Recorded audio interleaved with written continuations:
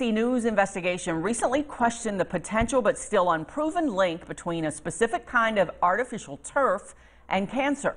LEX 18 investigates research found Crumb rubber turf is everywhere in Kentucky. Almost all big universities use it, as do most Lexington high schools. But is it dangerous? LEX 18 investigative reporter Richard Essex picks up the story from there.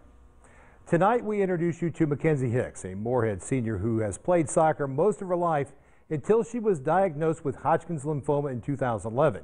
She is an identical twin, and her twin did everything together except soccer. Now, one got cancer and one did not. Especially with having a twin, we're really close. We do everything together. We've been exposed to the same things.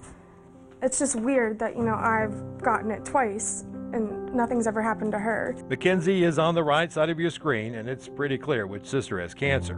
What is not clear, why her? I've played soccer my whole entire life, and she has too, except I've always played select soccer, like real competitive soccer, and she took about 5 to 6 years off of competitive soccer to do cheerleading and other things. Her dedication to the game paid off when Moorhead State University came calling.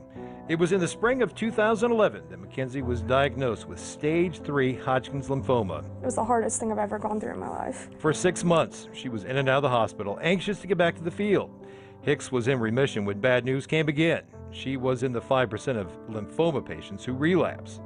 Now she was really questioning what caused her cancer. Was it something in the air or something else? I remember even going into the locker rooms after practice and just pulling down your socks, and you had all those little turf pebble things all in my skin and everywhere. She's talking about Crumb rubber, which is usually made from ground-up tires to make synthetic dirt for turf.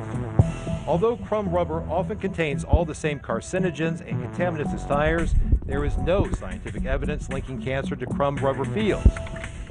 LEX 18 Investigates contacted the Synthetic Turf Council for a comment. They directed us to a statement on their website that says there have been 60 technical studies and reports that review the health effects of Crumb rubber as it pertains to toxicities from inhalation, ingestion, and dermal contact, as well as cancer.